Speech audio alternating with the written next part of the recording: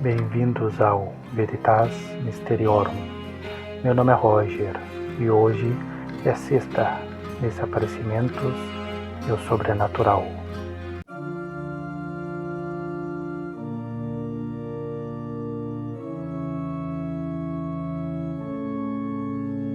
Olá! Timothy John Burns, de 24 anos, desapareceu em 5 de julho de 1988, durante uma trilha no Parque Nacional de Yosemite, na Califórnia, em um caso que se encaixa no fenômeno conhecido como Missing 411. O caso de Burns é notável pela falta de pistas, pela intensidade das buscas, sem resultados, e pelo fato de ocorrer em uma região considerada um hotspot de desaparecimentos em Yosemite. Timothy, ou Tim, nasceu em 21 de setembro de 1963 e era residente do rancho Cucamonga, Califórnia, em 1988. Ele era um homem branco, com 1,93 de altura, pesando cerca de 81 quilos, o que o tornava esguio para sua altura. Tinha cabelo castanho escuro a preto, liso, de comprimento até os ombros, partido ao meio, olhos castanhos e um bigode castanho. Entre suas características distintas, destacam-se uma verruga pequena no lado direito do nariz, uma descoloração azulada no lábio superior, dentes acinzentados e um pino ortopédico no tornozelo esquerdo devido a uma cirurgia anterior. Tim era fumante, preferindo cigarros Marlboro, o que poderia ser relevante para pistas como bitucas de cigarro.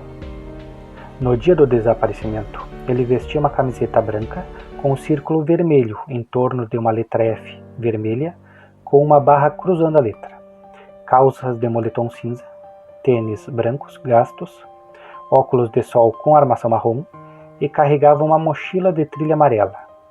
Essas descrições detalhadas foram fornecidas por amigos e registradas em relatórios oficiais.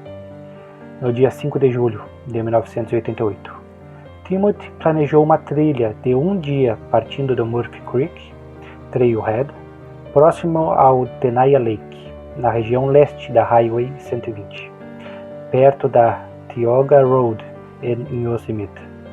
Seu destino eram os Polydome Lakes, um conjunto de lagos localizados a cerca de 4,8 km do ponto de partida. Uma trilha considerada acessível, com terreno relativamente fácil, embora cercada por formações rochosas de granito, como a Polydome, que se eleva a 500 metros acima do Tenaya Lake. Ele saiu por volta das 9 da manhã, conforme relatado por testemunhas, que o viram caminhando em direção ao norte a partir do Trailhead. Tim planejava retornar até as 4:30 da tarde, mas nunca apareceu. Seus amigos, preocupados com a ausência, notificaram os guardas florestais do parque na manhã seguinte, 6 de julho de 1988, iniciando uma busca oficial.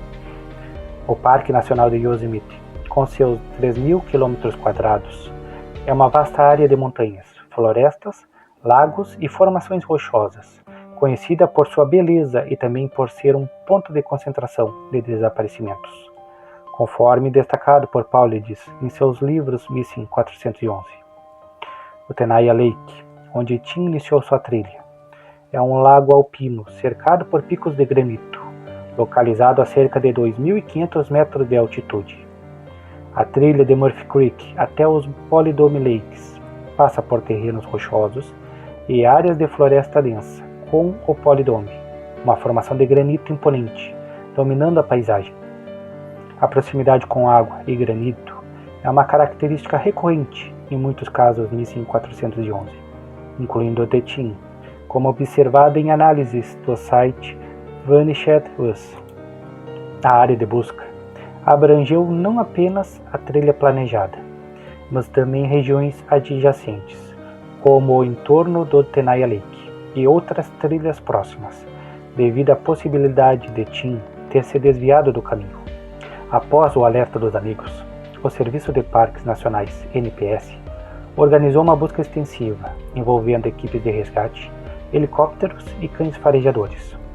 Apesar dos esforços que cobriram a trilha de Murphy Creek, os Polydome Lakes e áreas circundantes, nenhuma pista foi encontrada, nem a mochila amarela, nem roupas, nem bitucas de cigarro, nem qualquer item pessoal. A ausência de vestígios é um dos aspectos mais desconfortantes do caso, especialmente considerando que a trilha era curta e Tim era um jovem saudável, sem histórico de problemas mentais ou intenções de desaparecer voluntariamente, segundo relatos. Não há registros de avistamentos confirmados de Tim após ele deixar o Trailhead às 9 horas.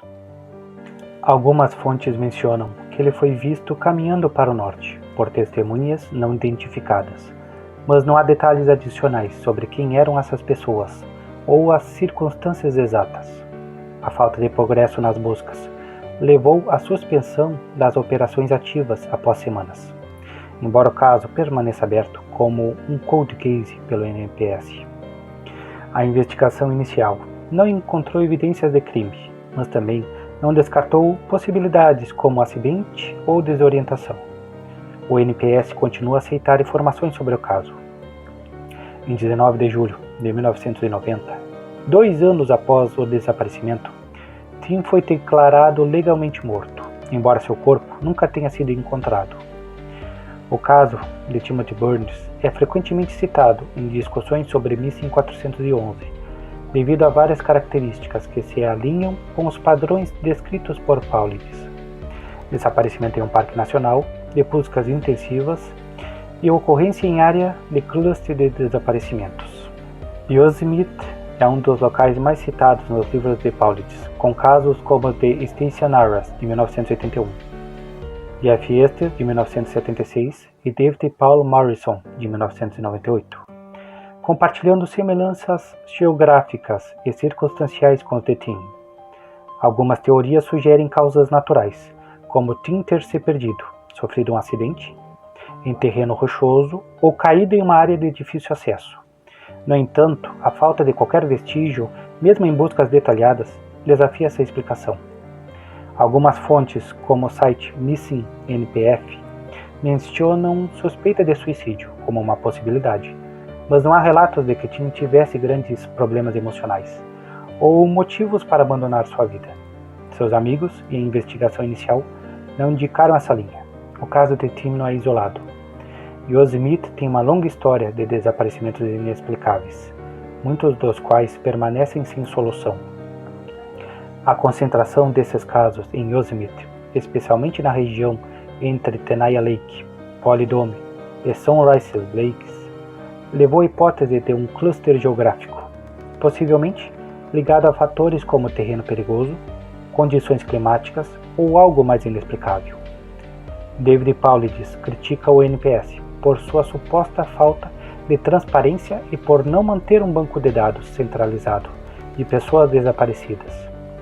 Ele relata que, ao solicitar uma lista de casos não resolvidos, foi informado que custaria 1,4 milhão para compilar, com 34 mil para apenas Yosemite. Essa resistência, combinada com a recusa de liberar arquivos em casos como o de Arras, alimenta teorias de que o NPS sabe mais do que divulga.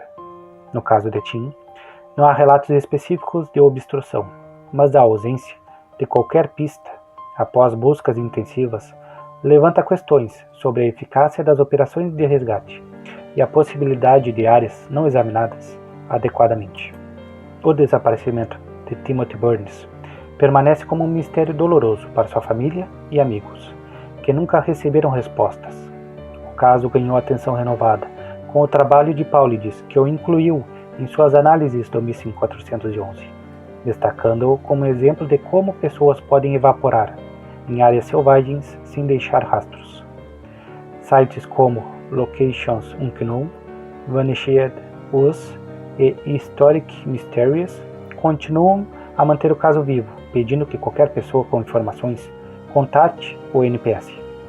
A história de Tim também serve como um lembrete dos perigos de trilhas em áreas remotas, mesmo em caminhadas curtas, e da necessidade de melhorias na gestão de casos de desaparecimentos em parques nacionais. Timothy John Burns, um jovem de 24 anos, saiu para uma trilha de um dia em Yosemite, em 5 de julho de 1988, e nunca mais foi visto. Apesar de buscas extensivas, nenhuma pista foi encontrada e ele foi declarado morto em 1990. Sua descrição física, a trilha planejada, a ausência de vestígios e a localização em um hotspot de desaparecimentos fazem de seu caso um enigma clássico do Missing 411. Seja por um acidente ou algo mais misterioso, a história de Tim continua a intrigar e a gerar perguntas sobre o que realmente acontece nas profundezas dos parques nacionais dos Estados Unidos da América. Curta o vídeo, inscreva-se e até o próximo vídeo.